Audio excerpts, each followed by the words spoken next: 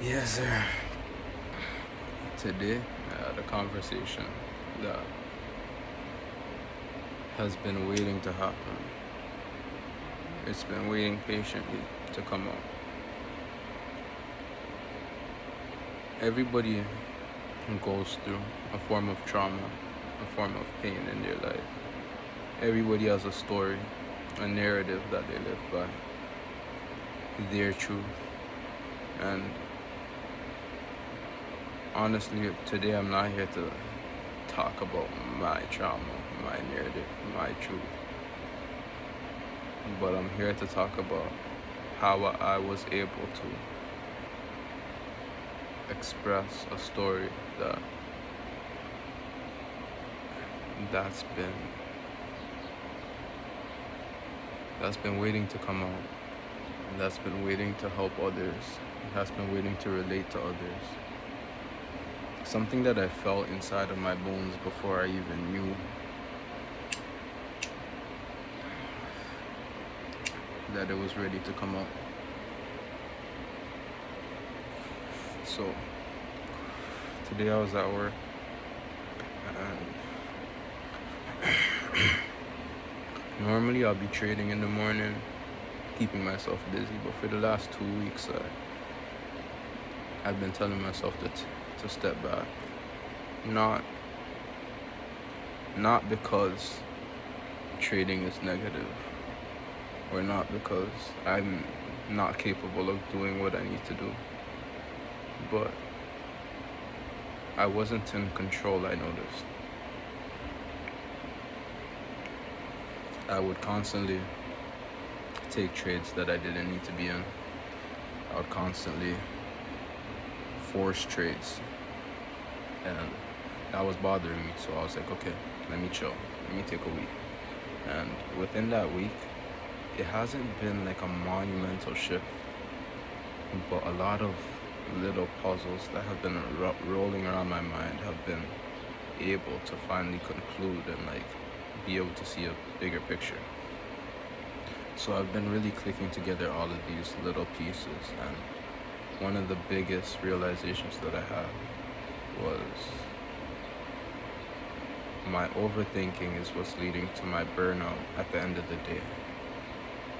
But also that the overthinking, it doesn't present it in a way of burnout where I'm physically tired. It's a mental tired that will keep me up, thinking and repeating and repeating and repeating over and over again on work, trading, relationship, friends, family, love, hate, anything that really pops into my mind. So while I've been trying to focus on that, it really popped back into my mind again also that meditation was a big thing that's been helping me to not quiet those thoughts. Because a lot of what I've read and listened to has been quieting those thoughts, being able to live with them. But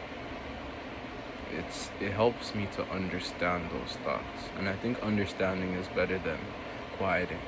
Because when I quiet those thoughts, when I push them to the side, they present themselves in other ways.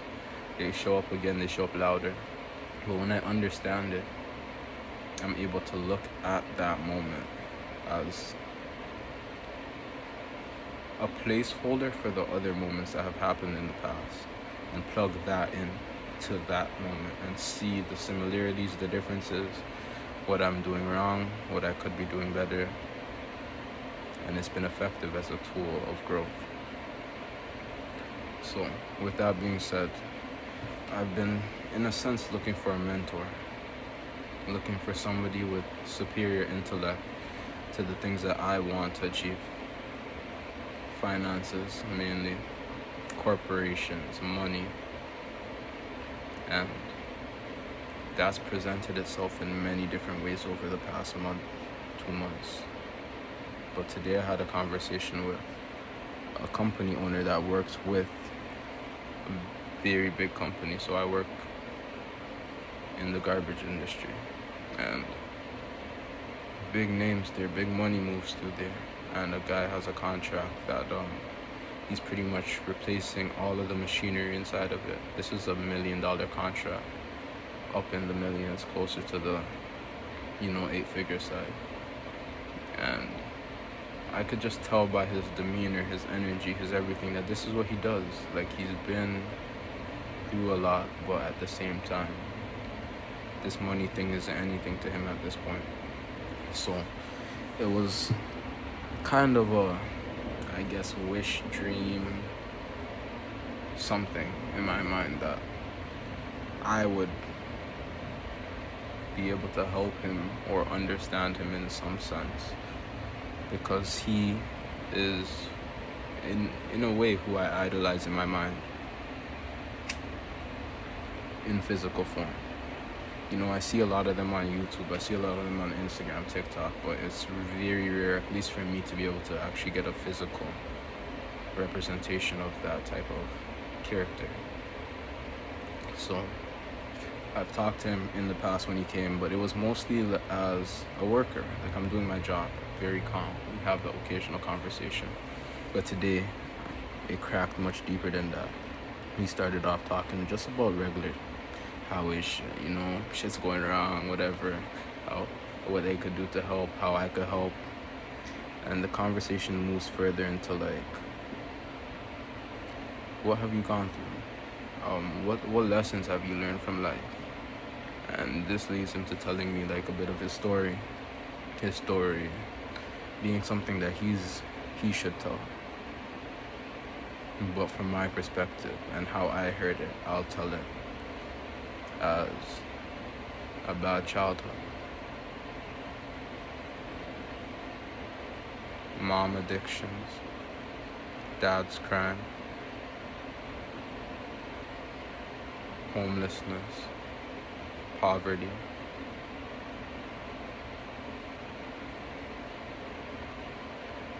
and freeness. I think this created a person that opened him up to seeing the world in a different way, in a much similar way that I see the world, because that led to a conversation of my past trauma, which he related to very well, saying that he encountered the same thing. For me, this was very difficult for me to open up about, because sometimes it's something that you say and people could push to the side, which is all cool, because sometimes it's funny because I rather than push it to the side. But then in this moment, when he related to it so deeply and so honestly, he embraced me for my trauma, which was it was different, bro. It created a different perspective for me.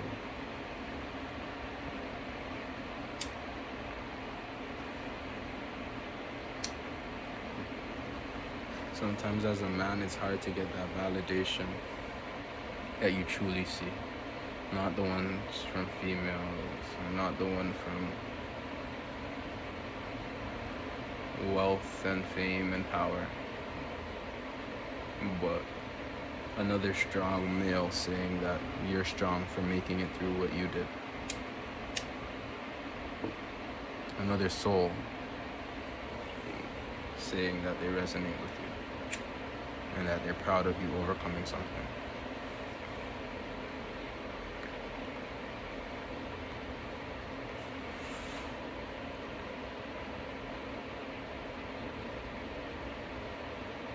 I could fill this conversation with the rest of what happened after and what it led to, which in my mind is not much, but in this moment, that felt free, letting go of your shame. It felt free. Letting go of other people's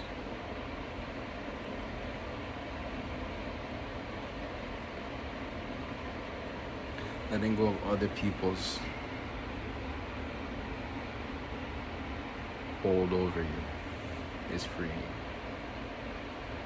Don't let anybody have control over you. The goal is self-mastery, and self-mastery means I'm able to look myself in the eye and tell him you got this.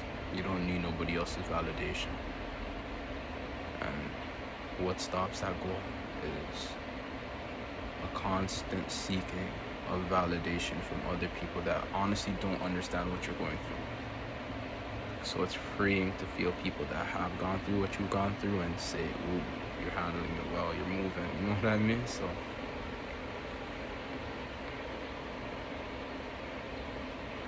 if you're listening to this, you got this. Nothing's gonna stop you but you. And you knew that from the beginning. So you put things in your way to stop you. But nothing's gonna stop you.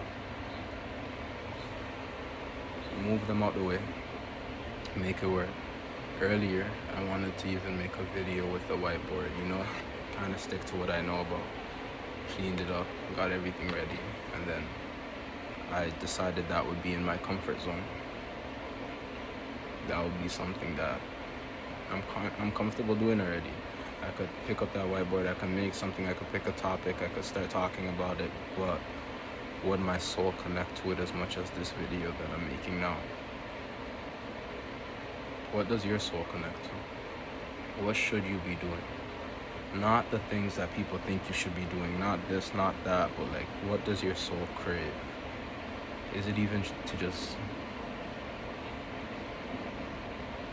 get up and listen to music? Is it to create a piece of art? Is it to embrace family? I'm no motivational speaker, don't mean to be, never want to be. Promise that. But the truth is, there's so much more to life than sitting in dark rooms in your mind and wishing for brightness. Going internally is a big part of this journey, but understanding that what makes up this experience called life